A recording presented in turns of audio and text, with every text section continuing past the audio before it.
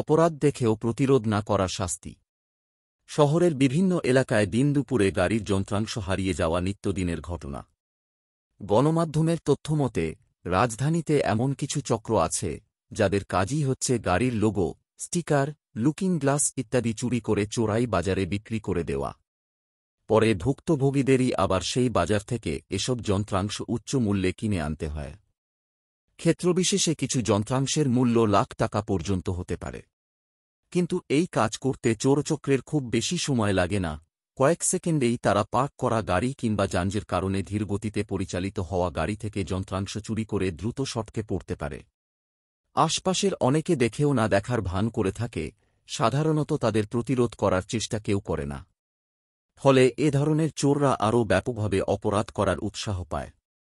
এখানে একদিকে যেমন ছিনতাইয়ের মারাত্মক গুনাহ সংঘটিত হয়, তেমনি অন্যদিকে মুমিনের গুরুত্বপূর্ণ দায়িত্ব নাহি আনিল মুনকার বা অসৎ কাজে বাধা প্রদানের দায়িত্ব লঙ্ঘিত হয়।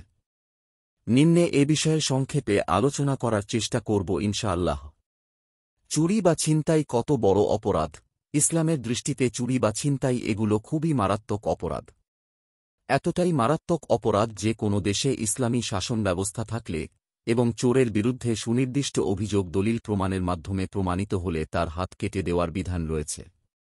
পবিত্র কোরআনে ইরশাদ হয়েছে, আর পুরুষ চোর ও নারী চোর তাদের উভয়ের হাত কেটে দাও তাদের অর্জনের প্রতিদান ও আল্লাহর পক্ষ থেকে শিক্ষণীয় আযাবস্বরূপ এবং আল্লাহ মহাপরাক্রমশালী, প্রজ্ঞাময়।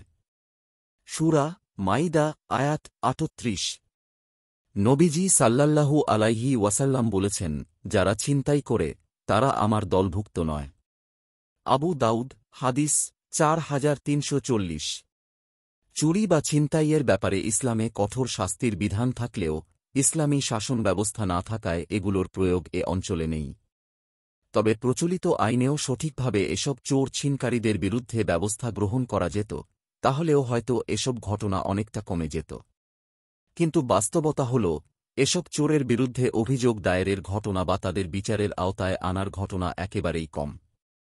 অনেকে এদের বিরুদ্ধে অভিযোগই করে না, আবার অভিযোগের ভিত্তিতে কিছু সংখ্যক অপরাধী ধরা পড়লেও কৌশলে উপযুক্ত শাস্তি না পেয়েই পার পেয়ে যাওয়ার সুযোগ আছে। অথচ কোনো রাষ্ট্র যদি ইসলামের আইন অনুযায়ী এদের বিচারের আওতায় আনত তাহলে কোনো চোরই এই অপরাধ করার সাহস পেত না। সামাজিক প্রতিরোধ না করার ক্ষতি। ইসলামের দৃষ্টিতে সামাজিক শৃঙ্খলা বজায় রাখার ক্ষেত্রে যেমন সৎ কাজে আদেশ দেওয়া জরুরি, তেমনি কোথাও কোনো অপরাধ সংঘটিত হলে সাধ্যমতো তা প্রতিহত করাও জরুরি। নইলে অপরাধীরা অপ্রতিরোধ্য হয়ে ওঠে। পবিত্র কোরআনে ইরশাদ হয়েছে, আর যেন তোমাদের মধ্য থেকে এমন একটি দল হয় যারা কল্যাণের প্রতি আহ্বান করবে, ভালো কাজের আদেশ দেবে এবং মন্দ কাজ থেকে নিষেধ করবে, আর তারাই সফলকাম। সূরা আলে ইমরান আয়াত ১০৪। তাই আমাদের উচিত সামাজিক সংঘটিত সব ধরনের অপরাধের বিরুদ্ধে সামাজিক সচেতনতা গড়ে তোলা। কোথাও অপরাধ হতে দেখলে সম্মিলিতভাবে তা প্রতিরোধ করার মানসিকতা তৈরি করা।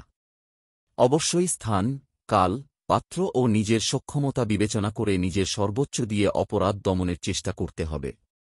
কেননা হাদিস শরীফে এসেছে, রাসূল সাল্লাল্লাহু আলাইহি ওয়াসাল্লাম ইরশাদ করেছেন, তোমাদের কেউ গর্হিত কাজ হতে দেখলে সে যেন স্বহস্তে, শক্তি প্রয়োগে পরিবর্তন করে দেয়।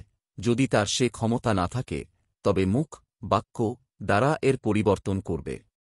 আর যদি সে সাধ্য না থাকে, তখন অন্তর দ্বারা করবে, তবে এটা ঈমানের দুর্বলতম পরিচায়ক। মুসলিম হাদিস ২১। কিন্তু সবাই যদি এসব পাপ দেখেও না দেখার ভান করে বসে থাকে, তবে সবাইকে আল্লাহর আযাবের সম্মুখীন হতে হবে।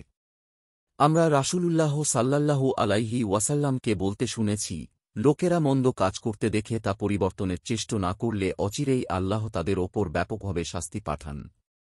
ইবনে মাজাহ হাদিস ৪০০৫। মহান আল্লাহ সবাইকে সচেতন হওয়ার তৌফিক দান করুন। আমিন। দিন প্রচারের উদ্দেশ্যে ভিডিওটি শেয়ার করুন। লাইক, কমেন্ট, ফলো এবং চ্যানেলটি সাবস্ক্রাইব করে পাশে থাকবেন। জাযাকাল্লাহু খাইরান।